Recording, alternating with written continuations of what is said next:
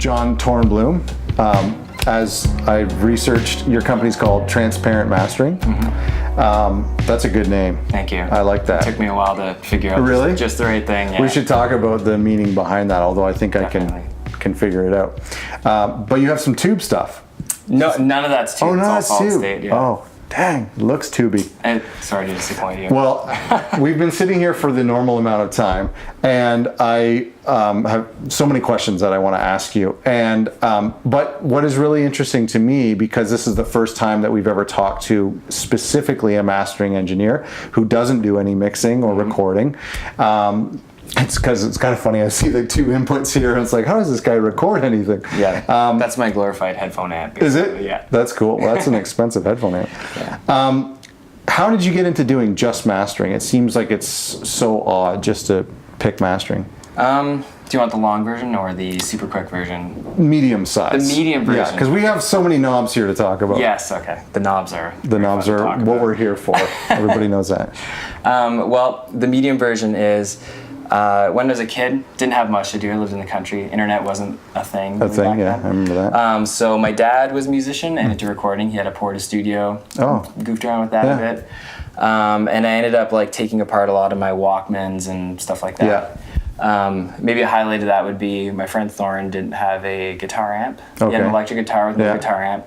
So I took apart an old boombox that we had, and I'm like, sound comes in this tape head and comes out the speakers. Sound comes out of my pickup, right? Yeah. So if I can just find those wires and wire them up, I can make an amp for him.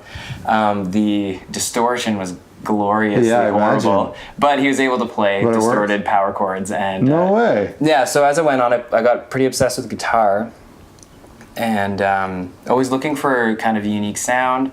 Then I got into guitar gear. Yeah. And as one of my old bass players said, that our jams were largely me playing with knobs for like an hour. Oh before we yeah, started getting jamming. a tone. Yeah. Yeah, and as obsessed with guitar I ended up realizing that obsession was actually directed more towards sound than like I still love playing guitar. Did it for 15 years, like every day, but it was the sound that I was after. Yeah. Like, and then when I started recording some solo stuff, I didn't really know what I was doing with mixing.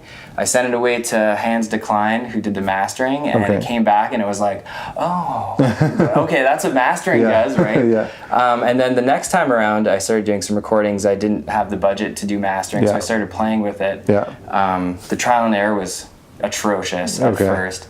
And then I ended up releasing some stuff, and all the local people were just like, man, your stuff sounds awesome. Can you do whatever you did to mine? Oh, cool. Right, so I tinkered a bit with mixing and realized that mixing's, I can mix, but I mix like a mastering engineer, which is trying to like make everything right and perfect. And that's really like, you're trying to create an aesthetic as a mix engineer. You're not trying to just like eliminate all the errors, right? So, as I progressed with that, I realized that no mastering is the way my brain is wired. And it was just funny to be like 26 or whatever. And just realizing like, I thought guitar was my thing this whole time, but it's actually mastering. Wow. Right. Yeah, that's cool. Yeah.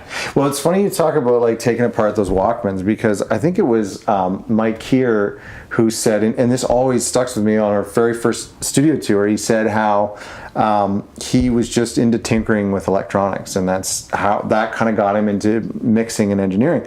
And that kind of dawned on me too. Like, I remember taking apart stuff you'd find in the garbage, and I love plugging an alarm clock into a tape deck, and like all just like plugging things in. Analog. It's how you can play with it like that. Exactly. That's true. And so it was, I remember, and then when we, like you're talking about like kind of the rise of the computers, I mean, it was fun to try out stuff that you could plug into that, you know, mic in jack, and using that little white microphone with on your Pentium and all that stuff. Like it's just tinkering. And now we're just tinkering at like a $20,000 level, you know? Well, that's cool. So then for you, it was just, that was it. It was just mastering. You like being that final thing. Yeah, it definitely brings me a lot of satisfaction. And when I had kids, I have 2 kids now, the really heartbreaking thing was trying to decide whether I would choose music, like playing in bands, or choose mastering. And that was a really hard one. And the weird thing, which a lot of people give me a hard time for, because I'm such an avid musician, was that I don't really play in bands anymore or even play guitar all that much because I actually just like this. Yeah. You know? Yeah. Well, it's kind of, you don't have to lug a guitar case out to a show and an amp. And that's true. You stay at home and watch. Do you watch TV when you're mastering? Do you want to hear something super funny? Yeah. This is like the incriminating part. Okay. I don't actually do this in the living room. I did for a little while. Okay. And then my wife was like, this is not like part of my vision for this room, which is like fair enough. Like this, you and I, this is a that is my vision of a living room. We also have 2 kids that are running around. I don't really want them spilling something on something that cost me so much money. So I actually I wheel this into my closet and I pull it out and I actually master in bed. Really? Yep. I do. Wow. And which is amazingly like Zen-like. Yeah. You know, sitting master there. in bed. Yeah. That's awesome. Especially because I master basically until I go to bed. So I'm just like, okay, I'm done. Yeah. You know.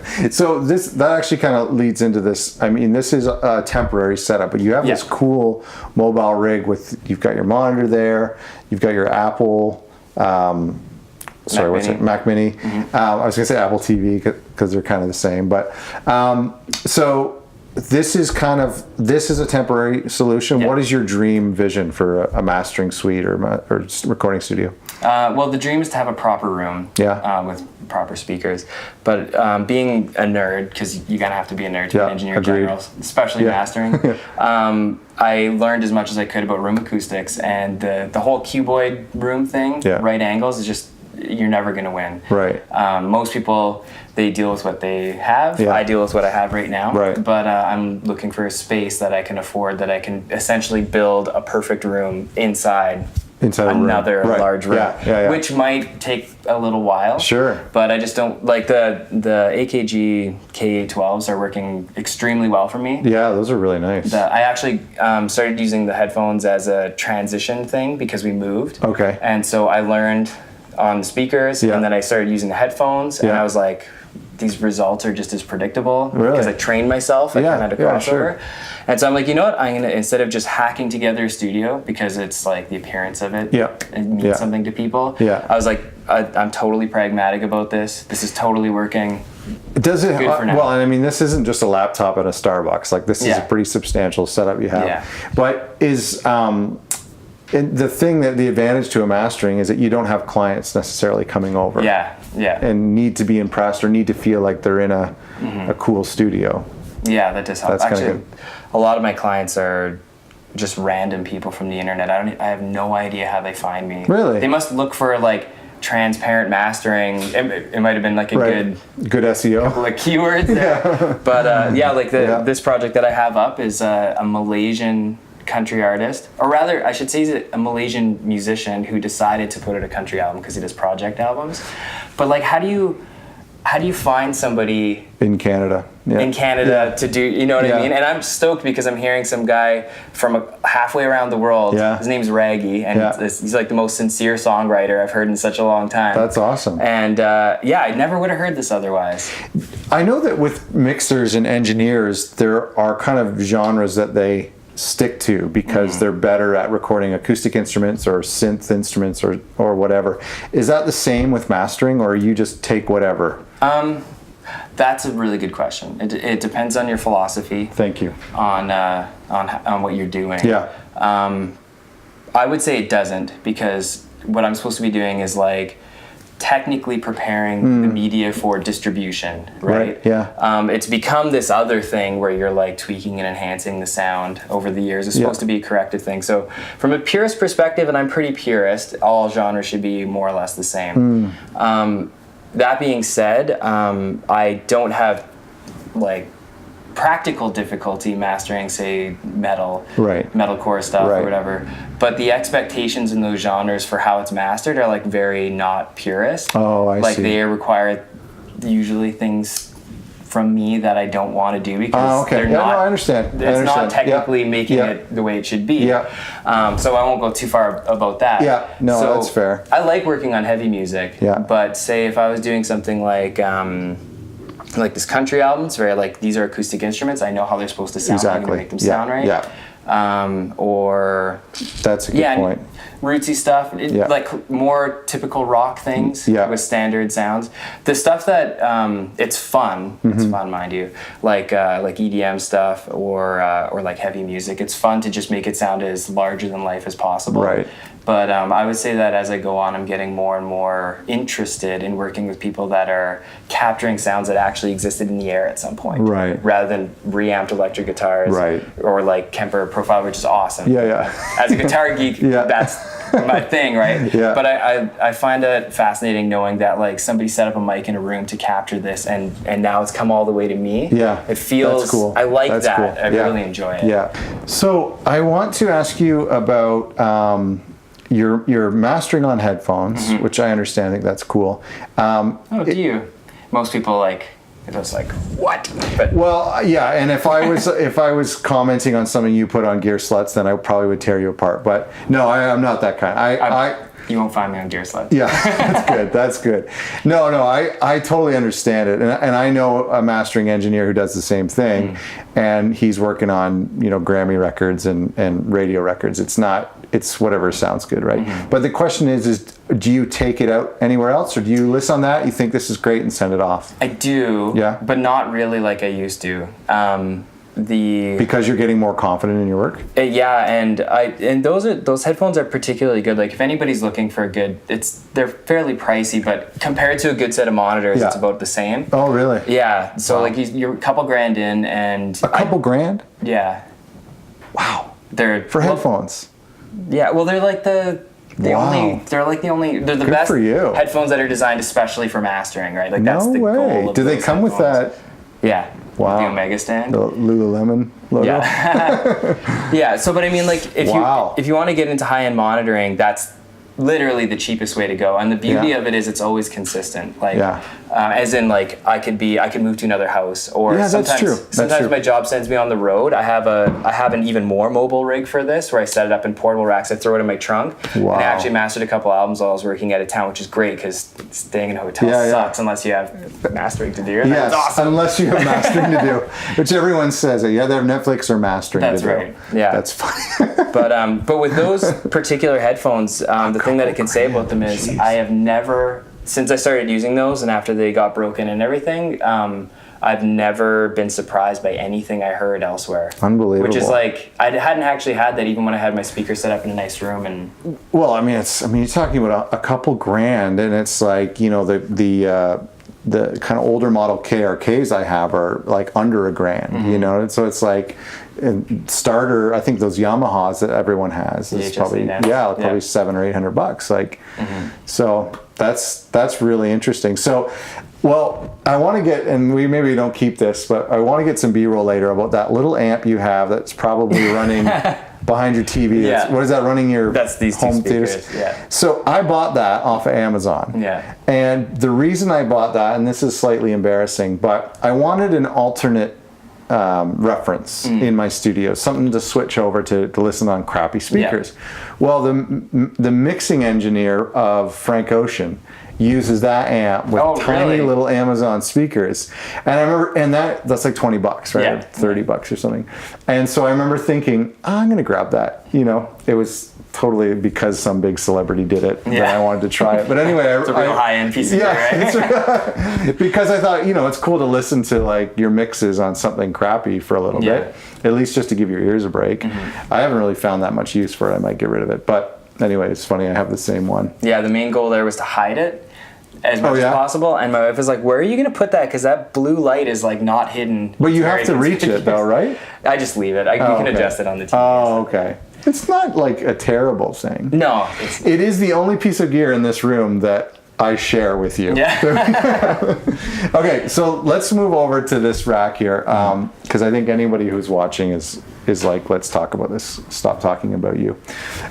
So I want you to just kind of walk me through every single piece, because I'll be honest, I don't think I recognize fairly anything. Maybe the second piece here, but I don't really recognize anything. Okay, well, because I'm self-taught with everything, I have like a panache for like doing my own thing. Right. But of course, I do a lot of research and I try to get good stuff. These two are by Ted Fletcher. Okay. Which you might not know his name, just terribly unfortunate. Okay. Because where optical compression was existed, you know, the LA2A and all that stuff, the photo element in it is really unreliable and nearly impossible to match stereo-wise. Oh, I see. And so, as opposed to maybe like the common internet misconception that like Brainworks invented mid-side, like mid-side's been around forever. Okay. And so his stroke of genius was using two photo optical elements and having a mid-side matrix in there. Okay. So that your stereo image isn't all right. So you can use stereo optical compression, which is optical compression is nice, I imagine. right? So you can use that on this, and you get all the nice things about optical without all the bad things about optical. We have a parallel mix knob, which apparently legend has it that he did that as a convenience thing, and that was like, and it was never put into any of his things, but like that was before anybody was doing parallel compression. He did it for some specific reason. So there's legend has it that he invented that. Wow. And the great thing about this, I don't want to go on too much about it, but I could. Yeah, you can. That's what we're here for. Okay. We're not coming back. This is a real special piece for me because it's the first piece of analog gear that I lusted after as a mastering engineer. I was looking at everything and I saw it and I read about it and I'm like, I want that. That's the first thing I'm gonna get. Wow. And it took me a while to get it because it wasn't cheap. Is it in production? No, it's not. Oh. And actually that's the best part of the story is when I was finally able to get it, I'd emailed him a few years earlier. And then when I was finally in the position to actually start putting together a system like this, I emailed him and said, I want to get the P38EX. And he's like, I'm sorry, I'm not making things anymore. And then I said, man, that sucks. This is the first piece of mastering gear I wanted, and like now I have to try and find one. Like I don't even know how many you made, right? And he's like, listen, I'll tell you what, I have the one that I own, and I've been using this whole time. He's like, I'll just sell it to you, and if I want another one, I'll just build it, right? Because I know how to build it. Doesn't have to have the face plate and everything, right? Way. So and that's why I got a signature on it. Oh man! Is because I was like, you got to sign that. Like this is like that's Ted Fletcher's compressor that he was using. Unbelievable. Yeah. So I was really happy about that. This is his mastering EQ, same guy. Can we go back to for one second? Yes, we can. Okay, so what are the? I'm curious about the VCA 1176 LA2A. Yeah. So this is the VCA would be extremely fast. Okay. So when you see your attack at 0.3 milliseconds, that really only applies to this and probably the 1176. Are they all? They're still using the optical cell. It's all optical. Okay, so it's just emulating that speed type of thing. Okay. So this is like a very reliable kind of like linear response. I don't know if linear is the right word. Predictable response. Okay. Like most VACA compressors are. I use that most of the time. Oh, okay. The 1176 I don't really use at all. It's an 1176. If I had mixed, I probably would more. Okay. I've never actually compared it to any of these like this or the LA2A, I don't know. But then these are more the optical compression characteristics, which is, for those of them out there that don't know, one of the biggest things is if there's like fast transients, it responds, like you'll see the gain rate actually go down and then bounce back really fast. But then if there's a sustained passage, it eases back, like the gain reduction eases back to zero very slowly. Which is part of the reason why it sounds so good. Is because it's kind of like interactive with the music. Right. That's a good way of putting it. Yeah, the way I would describe this is it is like the ultimate engineer's finger. So when I get it set up right and I'm watching the gain reduction meter and I imagine like riding the vocals with the fader, it's like it's doing exactly what I would do. That's awesome. It's the only piece here that doesn't have rotary switches, but it is so invisible sounding when it's set up right that I actually have like a bit of play on it, and you're just like, I don't know, is this even working? And then you take it out and you're like, oh yeah, it is. Wow. It's working quite well. I love when that happens. Yeah. So there is, it's a stereo box. Yeah. It's made specifically for mastering. Yeah. And so what is the stereo width? Where do you have that generally? Well, I have it a little bit narrow. That's to do with this one as well. These guys kind of interact when I'm using the high band on that. I find the high band really, if I'm going for that effect, it makes things very wide. It's very nice. I'm not sure why exactly. I've been looking at like phase relationships and getting out the analyzer to see, because I'm super nerdy like that. And there's something else going on there. But at the same time, if there's a really strong vocal, it can kind of diffuse the center image a bit. So I'll often have this there, and it compensates for it pretty much perfectly. So if you go up to 150, does that sound really artificial? Yeah, it's not usable. Like, but for that, it's usually at 0 or there, or if like it's an EDM track with no vocals and I just want it to sound huge, I might bump it up like to like 1230. Yeah, you know what I mean? It's one of the unused. That's amazing. Controls. And are you using the mix knob? Yeah, I do. Like, where do you set it then? I could use the full sweep. Generally, what I do is I set it at 50%. The output is the actual output of the compressor itself. Right. It's not it's not after the mix. It's before the mix. Mm-hmm. So what I'll do is I'll put that there, and then I'll actually just ride the output until it's in the right spot. Okay. For some reason, that just makes more sense to me. Yeah. Is there a bypass button or? Yeah. So that take it out. That's really cool, man. What a beauty box too. Like very retro, very like military look to it. It does have that the Universal Audio style knobs too. I put those on. Oh, you actually, did? Yeah. Oh, okay. Because I'm logging everything in a book. It had these knobs on it at first, but I put those on there. I put them on here just because with fine settings, I find it so much faster to just look at a chicken head and be like, yep. Instead of being like doing the head bobby thing. Yeah. Okay, so the next unit. Oh, and one question to interrupt. What is the chain? How is it start? No, it's the opposite. Start. Oh, this goes up. All right. So, take us to the next piece. Yeah, maybe we should have gone. Should we go? Okay, we can go back. That's okay. Does it matter? I don't know if it matters. We're on Ted Fletcher, so that's okay. We can go there. That's fair. Okay, so what do we have here? So this is Ted's definitive equalizer. It's an inductor EQ. It's based on the whatchamacallit. Of course, it's going to slip my mind. Like a modern day one? No. Oh my gosh. It's passive? It's an inductor EQ. Like Bowie, the Ziggy Stardust stuff was all. How come I can't remember what it's called? I don't know what you're talking about. The console there. In England? Yeah. EMI? That's frustrating. This is all going to be just like this in the video. Yeah, right? I'll leave it in. I only take out stuff that makes me look bad. Yeah. Trident. Oh, Trident. The A range, yeah. Oh, okay. Okay, so. Sorry, I didn't know the history of that one. Yeah, this is based on the Trident A range EQ. Okay. It's inductor. It's kind of broad strokes. The bandwidth on all of the bands are quite wide. Yeah. So this is kind of like your general tone control. Okay. But you get some of the nice benefits of inductors, which is that je ne sais quoi you get from coils generally, where it's transformers or inductors. And this is the last EQ, right? Yeah. For you? Yeah. Okay.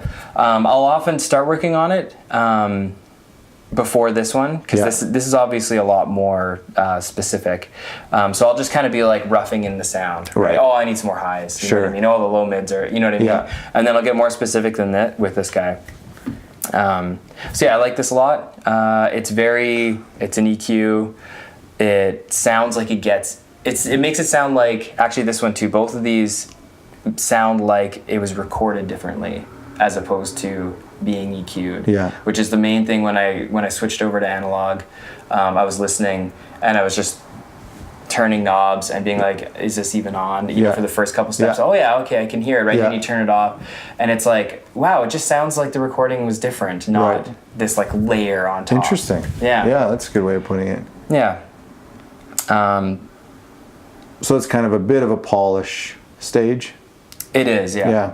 Okay. The only thing that's frustrating about it is the high and low pass filters are always on, so I can take the EQ in and out, but it doesn't take my filters in and out. You have to switch them off too. Yeah, I'm sure he had a reason for it, but I don't really find it to be that big of an inconvenience. Right. Yeah. So, anyways, that's. So, is that something that happens, high pass and low pass in mastering? Yeah, I do it a lot. Yeah. Actually, you know what? I think it was Glenn that told me that you actually. Is it high pass? Low pass. Low if pass. Talking about the like up to like 12K or. Yeah. Yeah, he was talking about some sounds like Copeland and stuff, which he's a big fan of, and I was just pulling the filter down, and he was just like, you can't do that, right? Because it looks crazy when you're doing it. Yeah. But if you get a good filter, it lets a lot of detail through and stuff. But it sounds fine. Yeah. Yeah. Yeah. That's cool. So do you do that as a default now? Like no, I do that if especially cymbals, hi-hats and stuff. Take them down a bit. Yeah. The other thing is a lot of if guys are recording with really nice condenser mics, ribbon mics, it's not as much of a problem. But if you have some cheaper condenser mics, and then you have somebody on the listening end who's got like especially like a metal dome tweeter, like a very spitty kind of like those highs can get kind of nasty. Right. So if I'm hearing that the highs are like not super awesome, I'll take some of them down. It doesn't eliminate them. Sure. It just kind of like chills them out a little bit. Yeah. Totally different than a shelf, right? It's a I mean, I love the music we listen to on tape and on record, and that to me, when you do that a little bit, it just kind of rounds things off a little bit. That's another really big benefit to it is as a mastering engineer, you want to create like a sense of cohesion between all the songs. Right. And if you have if you're able to, depending on the mixes, if you're able to have similar high and low pass filtering on the record in general, it almost like frames that's cool. the image. That's cool. So what kind of high pass happens then on our mastering? That's usually just to chill out the sub lows. Okay. Like messy badness. Yeah. Because I really like sub lows. Yeah. I'm like modern in that way. Yeah. I'm not like mid bass only kind of guy. So I'll be using them. If guys are using near field monitors basically without a sub. And they're listening to the bass playing its notes, right? And then they get down to like low E, and then if they have a B string, and so they're EQing because they want to hear those notes. They don't realize it's their room / the monitoring that's making it so they can't hear them. Right. So they have like 60 hertz jacked or 40 hertz just jacked so they can hear it in their studio. And I get it, and I'm like, this is not going to work if anybody has a sub. Yeah. Right. And usually that works out pretty well. That's cool. This guy, so not a default then. You don't take nothing's off. A default. Nothing's a default. There's absolutely nothing that's a default. It's a good point. Yeah. I would say the only default I use is 25 because that ends up being like DC offset removal, which is the most boring thing a mastering engineer does. But if there's like anything wrong with the gear, Right. Okay. You can Google DC offset if you want to be bored. Well, I remember a lot of people asking about should you even high pass a master on your mix bus or. But I think sometimes there's a need for it. I think that's cool. There's a question we talked about at Schoolhouse, and I want to ask you because you're an electrician, you seem very knowledgeable, but and you're a mastering engineer. But it's also like it could be like a really dumb question, and if that's the case, we'll cut it out. There's no dumb questions, only dumb people. No, I'm just yeah, well, I'm definitely that as well, but I'm also a good editor, so I'll cut this out. But why do we never see mix knobs on EQs? Why can you not? Oh, that's a great question. That's a really smart question. I love it. I was really cutting it. Yeah, definitely cut that out. But anyways, it's a really good question. It's because almost every EQ process, especially in the analog domain, I would say pretty much exclusively. I don't know if there's any you can do linear phase in analog, but it's super convoluted. Okay. But anyways, the whole linear phase thing is that there's a phase shift when you use filters on stuff. So if you mix it, you're going to end up with phasing issues that wouldn't exist there otherwise. Okay. Yeah. Interesting. So is it possible then to like take a track, and this is more of a mixing question, to take a track, let's say you want to, let's say to duplicate a track, heavily affect the EQ on one track and then blend the two of them? Would that avoid phasing or? It depends how much of the dry signals in both. Right. Because like EQing reverb and stuff is good. Right. And even like you're already messing with the phase when you use chorus or flange or that's anything. true. Yeah. So you can get away with some pretty extreme stuff. In general, like if you try it and it's working, like is it bad? That's true. Yeah. Especially in the mixing phase, I can't get away with stuff like that. Yeah. There are parallel EQs out there.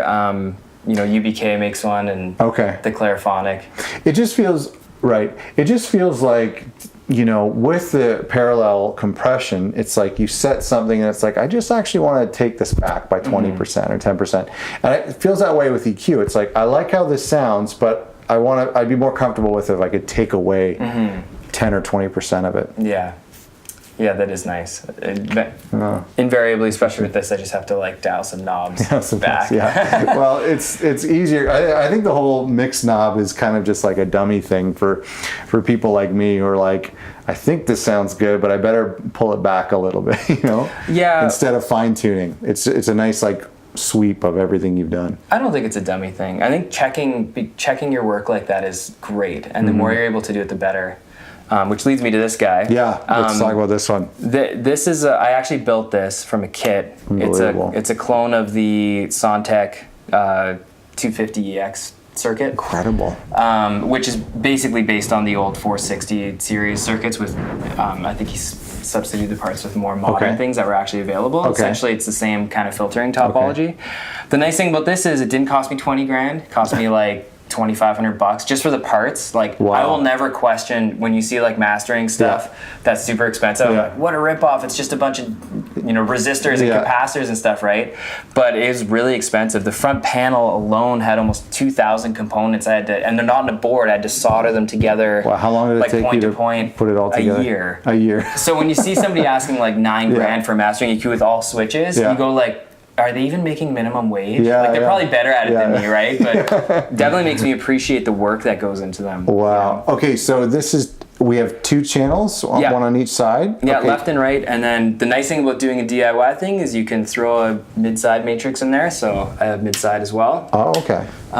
So you can do that. The excellent thing when we're talking about checking your work is each one of these has an individual bypass. So I can bypass each band to check, be like, is that doing good things? Is that doing bad things? Yeah. The other good thing is the gain really cool. has a 2-time switch, which isn't super uncommon. But say I want it to be like what you're saying, where you set it, maybe I can dial it back. Right. You can have it, I can set it on ×2 for the gain, which I never do anyways, because everything's like a half dB or 1 dB. Right. But if I wanted to, I could just like switch those and be like, should I dial it back? Right? Okay, that's cool. Yeah, so it's super handy. That's really cool. That's what happens when a community decides to like mess with something that's an established design, is you get some sweet features. Wow. So this goes from, this is your low here. It goes from 22 all the way to, what is that? The last one, goes 800? to 670. Oh no, it goes to 800. There's one more behind the head of the chicken head. And that's your low shelf? Yeah, that's a shelf. I changed the design. So you would only have shelf in the widest setting. And I decided that wasn't really for me because I like being able to tweak everything. Right. Yeah. So I actually took the power switch and put a double pole single throw switch in there so that I can actually switch it between shelf and bell and then change the bandwidth of both. Right. So, oh man. So that's nice to be able to do that. And it worked because I'm not like, I didn't design it. I'm like, is this going to work? And I did. I'm like, it works. No kidding. That's awesome. So is there like a community online of people like helping you build and stuff and like talking about the features? Yeah. That's good. Yeah, actually I should probably go online and mention that to you them should. And be like, that works really well, do it. That's unbelievable. Yeah, and I was, when you build something yourself, you're like pretty skeptical that it's going to work out. And I was like very pleased that it worked. I imagine. When I turned it on and it powered up, I was like, and then there was a week of troubleshooting, but now it's like working and I'm just like, I don't think I'm ever going to build anything like that ever again. Yeah. For a whole year. That's crazy. Yeah, man, that's really, so what is I don't know if you've always been mastering not using plugins or out of the box, but do you use any plugins at all? Not anymore. Oh, okay. I mean, I shouldn't say not anymore. It's very rare. Okay. There might be something I need to grab with like a multi-band compressor or something that isn't being serviced by this guy, which we'll talk about. Okay. But generally, as a rule, I try to do everything in this, and it's worked out fairly well that if I can't address all the issues with this, it's a sign that the mixing engineer needs to pay attention to something. Really? Because they have a range, right? And it's like, these are all operate within what I seem, actually it'd probably go outside what I think would be an acceptable range. So. One thing I've talked to another mastering engineer about this, but how often do you send something back to a mix engineer and say there's a problem? Pretty good at fixing some things now. Yeah. I'd say 1 in 3 projects I try to send something back. Right. There's customer relations things, which is frustrating sometimes. And sometimes people are just like, no, I did a good job. Oh, okay. Don't criticize me. Right. Because a lot of times there isn't a mix engineer, it's the actual artist. Yeah. Or when there is an artist and there's a mix engineer, they're like done. They paid them, and they're like, "Oh, it's gonna be like a month for him to get back to us. Like, he's done. He doesn't want to do this anymore." And we had like 8 revisions already. Right? Yeah, that's fair. So I just work with what I get. Yeah. When guys are willing to do that, like relationship with Glenn Watkinson, awesome. We can he lives down the street. Right. We can hang out, and talk about it. It's super great when that works out. Yeah, that is cool. And you both have the mindset all we need is this to be as good as it can be. It's no ego involved. Yeah. We're just working together on it. So we've got this here, and that's for your fine tuning. Are you aggressive with that? Are you? It doesn't look like it really in these settings here. Yeah, I'm cutting 1.5 dB there. That's pretty aggressive. Sometimes the high shelf you can get away with a surprisingly large amount of boost with that, which is which is nice that you can do it and it's not just making things more and more terrible. So these have 2 different roles, the 2 EQs, would you say?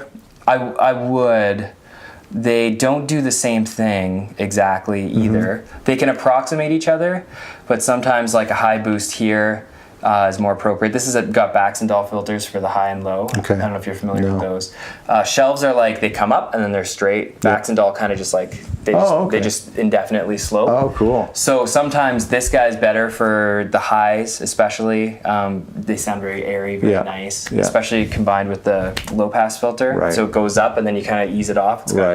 People are familiar with the Pultec trick. It's a little bit like that. Oh, okay. For people that aren't familiar with EQ stuff. And then this is shelving, so it's got a different sound, especially in the high and low. That is cool that you can take, each band, you can turn it on and off. That's pretty cool. Yeah, I love it. And then you also know that the circuitry's not in if you don't want it to be in, because I want the least amount of stuff happening to the master as possible. The whole transparent mastering thing. Right. They shouldn't hear that the listener shouldn't be like, what? Oh, that's weird. The mastering is weird. They shouldn't even know if there's a mastering engineer on this at all. Yeah, no, that's really cool. All right, let's talk about this very last piece here. Well, there's more things here, but this is, it's a beaut. Thank you. It's probably the most interesting thing. Yeah, I imagine. There's nothing. Well, first of all, the name. It's the magneto dynamic infundibulum. And I've never heard of this. Yeah. Never heard of this. So I originally posted it to another mastering engineer as a joke, because I'm like, look at this thing. I thought it was a joke. Yeah. And then it turns out it's legit, and it's also very cool. So it works primarily on transformers. Okay. And it's supposed to be, and it pretty much is, a substitute for a multi-band compressor, but it has no time constants. Everything is instantaneous. Okay. So he calls it a soft clipper, which I guess is kind of true, but that's a bit misleading. I don't understand all the physics of it, but in general, transformers, if too much change is happening, they resist the change, so they kind of resist the change in current. Okay. So Jacob Erland of Gyraf Audio, or Gyraf, however you say it, he realized this and decided to tune that so you could send specific frequencies back into a transformer on a third winding. Yeah. And the the sound resists itself. So if the sound gets above, I wouldn't even say it's a threshold per se. Yeah. But as it's increasing louder, it pushes back on itself. Wow. So instead of cutting it off or doing a compressor where it's affecting the whole thing, it's literally only those harmonics are canceling themselves out. Wow. Which is really cool. Yeah. And it's very transparent, which is in line with the whole aesthetic. Yeah, totally. Can you walk me through what we see here? So this is the main section. Okay. You set the threshold of, a threshold is, again, like I say, it's kind of like a gray area. Right. But anyways, that sets the sensitivity of the soft clipping action. And then you can also set the level that it works at. Okay. So that would be, I don't know if that's I wouldn't say it's a parallel. I don't actually know how this thing technically works. I'm not going to lie. That's but I would say that I'm totally lost. Yeah, so you set where the action is happening, and then this sets how much action is happening. Okay. And because it's on the whole band, you can select white, pink, and red, which are equivalent to your white noise, pink noise, red noise. Okay. And for anybody who's not familiar with that, they're different slopes. If you had a frequency balance that was completely flat as far as the physics of it goes, it would sound crazy bright and really harsh and no bass. Yeah. Right. So in general, if you want to like trim off the low end, you can set it to white. If you want to trim off the high end, you can set it to red. And pink is like kind of like our ears really like that balance. Okay. Pink noise is generally like what people like to hear in music. Okay. Nowadays. Yeah. Like in the 80s, it was a little bit closer to white. Yeah. Like not at white. I just mean like pink would be a little bit dark for them, but that's where we're at now. So that's the main section. Then there's the low section. The cut kind of works like an EQ, but the clip does the same thing as this. However, you can set the frequency that this, it looks like it's a low pass filter, but what that means is it's allowing the frequencies below that to do the thing, the clipping and the transformer. Okay. Again, you have your level. And then same thing with the mid, except with the mid you can either choose the reverse action, so kind of like a high pass action, or the opposite. It's weird. It means it's allowing the high frequencies above that end. And then the bell shape, same thing, and then the high is just a bell shape. So this is good for finding de-essing spots. And then this is better for general, it's called mid, but so far with me using it the way I use it, I actually find it better for kind of like just chilling out the high end in a very tape-like kind of way. No way. So if you have like cymbals that are all over the place, and, you know what I mean? It really just like sits everything down really nicely. That's incredible. And then... Sorry. Nope. What are the last ones there? This is another filter, right? So high pass filter, 25 and 35 hertz. Jeez. So there are options that aren't on this one. I end up always using this one so far, but this is super handy because if the sub lows are really out of control, like we were talking about earlier, compensated for poor monitoring or whatnot, that's really good for it'll just distort this like crazy because it's just acting, the main section is just acting on the whole signal. So you can just be like, oh, I'm gonna trim that off a bit. Right. So it's not actually acting at 25 and 35 hertz. The way the curve works is it's the shoulder frequency. So you actually have if like 35 hertz is there, then it's actually starting like significantly higher. That's cool. And then trim is just a trim for the input. So if the signal's too hot or whatever, you can dial it down. This doesn't actually have a power inlet at all. The actual audio signal powers it, including the meters. So the action of the transformers powers the meters. It's like unbelievable. It's the thing to have in a zombie apocalypse. If I was the master, when the power goes out, you can still work. I don't know where I'm going to get my audio from, but a laptop, baby. That's so funny. So how did you find out about this? Well, like I said, I found it randomly looking at mastering stuff, and I thought it was a joke. But the more I ended up stumbling across it, and it looks. And are they still in production? Yep. Oh yeah. Yeah, I have number 142. So there's probably maybe 145 of them made right now. No way. 145. So they're custom, once you want it. Oh wow. Yeah. That is so cool. Yeah.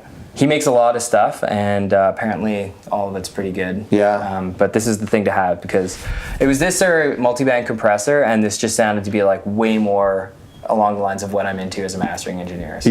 That's really cool. And it's an absolute stunner of a piece. And because it's all transformers, if you want some saturation effects, you can just slam the front end of it, and it's glorious. Unbelievable. And super tweakable. It's huge. I don't use it as a distortion box or a saturation box, but like when the need comes up, this is like definitely fitting the bill pretty nicely. It's incredible. How many rack units is it there? Like 4, eh? Yeah. Unbelievable. Okay, so you're running the whole thing. We'll go through quickly because I do want to hear some stuff. But you're running the whole thing through a Mac Mini. Is that real? I mean, that's nice for the mobile rig, and there's got to be not as much of a demand on the CPU or RAM as the computer's basically playback and recording, and then audio editing at the end, and like DDP sequencing and stuff. And so then you're using this other Apogee, this like the more of a modern unit, I think. Just for your headphones. So it's the headphone amp, and it's taking the optical I/O from the Rosetta 200. So these are my main converters. And then this is just basically running optical through Thunderbolt. Okay, cool. What's the next piece for you? Is there something else, or are you content? Well, right now my Pendulum PL2, which is the analog brick wall limiter, that's in repairs. So unfortunately it's not here, but that's I haven't actually used it. Okay, so anyways, it's a long story, but that's the last piece. With that, I will be like 100% analog. There will be like no plugins at all. I can do it right now too, but it involves taking a couple of dB off the top with the converters, which is like, it's okay, but it's not my sound, that's for sure. So there's a limiter that goes at the last stage? Yeah, that's the last thing. But awesome. After that, I'm saving up to build my room and get ridiculously snobby speakers. Yeah. So that's... Do you have a dream for those? Or? Yeah, I'm going to get the B&W 802s, the Nautilus 802s. Okay, I've heard of those. Do you want to talk about speakers? I don't have any here, but I'm like super opinionated about speakers. Really? Yeah. And how important is the amp that you're running those speakers off of? Depends on the speakers, but pretty important as well. Yeah. Does the amp provide color the sound in any way, or? See, that's a really fascinating thing about electricity is the amp itself can deliver a completely flat response that's super easy for an amp to do. Okay. But speakers are not generally very consistent in their resistive behavior, their impedant behavior. Okay. So, and I first really noticed this with headphones. Yeah. If you have a bad headphone amp, some headphones will require a lot more current at low frequencies. Right. And you can have a headphone amp that works great with an easy pair of headphones. Mm-hmm. And people think it's a loudness thing, but it's not always. Especially with AKG headphones, if you don't have enough current, the low end, it'll just fall short. Oh, okay. Right. So on the test bench, it'll measure totally flat. But once it starts interacting with the coils of the speakers and all that stuff, it just throws. I would say it throws it completely out of whack. Yeah. But it can throw it out of whack if there's not enough juice available. Wow. Yeah. That's crazy. Man, I love how much knowledge you have. And I mean, it's interesting coming from, it's sort of like when we were talking with Tristan, but your knowledge is coming from a different place. It's coming from a very unique place, from that electronic and your background as an electrician. Like that's a really unique, whereas some people, their information's came from interning at a studio, or maybe they're a classical musician or something. So I find that, it's so important, especially when you're working in analog gear, to know how it works. Yeah, know what it's doing. Yeah. I think so, but I like that anyway. And so you're running. What is this here? I do all my analog work through Reaper. Okay. Which is really good for workflow. Okay. Great thing about Reaper is it has a super active online community. Okay. And my friend KP, another engineer and musician, he had a bug that he reported, and it was fixed within 2 weeks. Wow. And he had a feature request that he requested, and it was implemented within a month. No way. So the super good thing about it is that the workflow options in it are basically whatever you can think of, you can probably do it. Yeah. And the way it's laid out is incredible. Like if you want something to do with how you're recording, just right click on the record button, because sure, it'll be there, right? Or there's something to do with that particular item that I want. Oh, okay, I'll right click on it and it's there, right? Yeah. So unlike cool. I worked in Logic for a little while when I started, which is and it was Logic 9. I haven't used Logic 10 or X or whatever yet. But anyways, it was so illogically laid out. Like you have to get the manual every time you want to learn how to do a new thing. And then I started using Reaper, and I'm just like, I just right click on the thing that's somewhat related to what I want to do. Yeah, that's kind of cool. So and so you lay out the tracks of a record all in a row. Is that how that works? Yeah, that's how I do it. I don't know how other guys do it. I have them in a group, and I basically play off of this track. Okay. It goes out through the analog loop and comes back on this track, and I just record on that track. Wow. From the loop. And so you have to, you're working on different settings per track on the record, because every track's going to sound different, require something. So let me get this straight. Like I'm working in 99% plugins in what I do. So what you're doing here seems insane, but I think you're crazy. But so you're listening to a track, you're making your tweaks, and then you print it. Yep. You make all these notes. Yep. Write down everything here. Yeah. Or take a picture. And then it's in the book. And in the book. Yeah. It's incredible. And then you move on to the next track. And then you just put those together, like you print a song and then move on. Mm-hmm. Yeah, it was. It's a totally different outlook on what you're doing, because with plugins you can kind of not make a decision. Because you have instant recall. It's right there. Yeah. So there's like, not everybody mixes like this, but the opportunity is there to not commit to what you're doing. Yeah, totally. So when I first started, I was using plugins, and I kind of just like go between each track, and I try to like get them all to the same place. And then when I started doing this, I'm like, there's no way that's gonna work. Sure. And so I realized that what I was going to have to do if I was going to make money in a reasonable amount of time doing this was I was going to have to get it right like the first time or the second time. Other than that, I'm probably losing money at this point. Wow. So I do listening, and it's like, instead of being like, yeah, that might be right, I'll check it out later. It's like, is that right? It's right or it's not right? Okay, it's right. I'm moving on to the next thing. And you kind of like train yourself to question a bit less and just be ruthless with your decisions. I'm jealous of that discipline. That's really cool. It was awkward at first, but I think it made me a better mastering engineer like within weeks. Just that outlook. Originally, I mean, or do you ever find yourself you're at track 11 and you bounce back to track 1? You're like, oh man, I got so far off. Yeah, and that actually takes the most discipline. Like this, this was a 16-song album. Wow. And I had to listen through each song, taking notes before I did anything. Oh, okay. And then taking note of where I thought the sound was centered the best, and then you take the best sounding. What I do is I take the best sounding mix, I try to make it what it should be, and then I try to work all the other songs towards that. And then what'll happen at the end is maybe I'll find a couple of mixes that can't live up to that one, in which case I send it back, because like, you mix this other one, you did a good job, you can probably with this too. And then sometimes I get like extenuating circumstances, nothing can be done. And then maybe once or twice a year I have to kind of like choose a different track to work towards. You know? Which is hard. I wouldn't say it makes the best sounding track sound worse. But sometimes it like kind of like limits the whole potential of the record.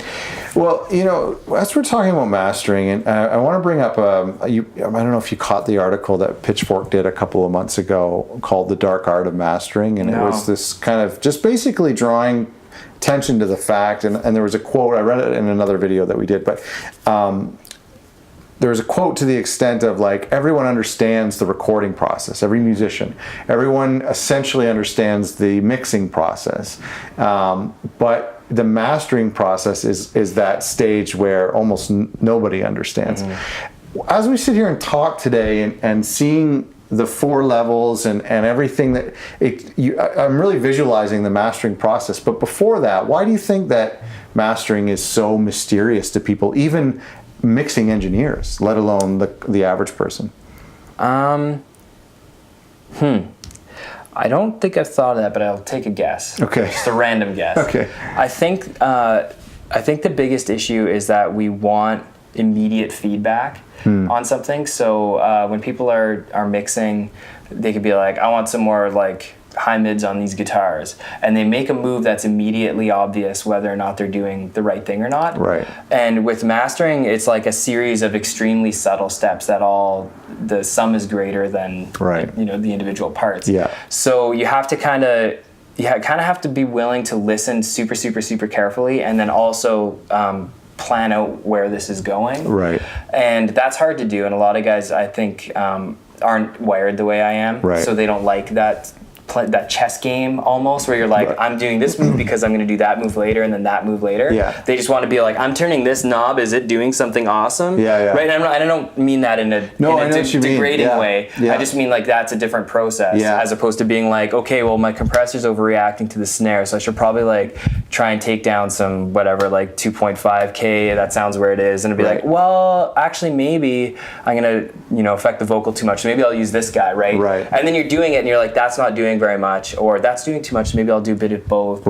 And the results are not that obvious. Listen, we're running out of time.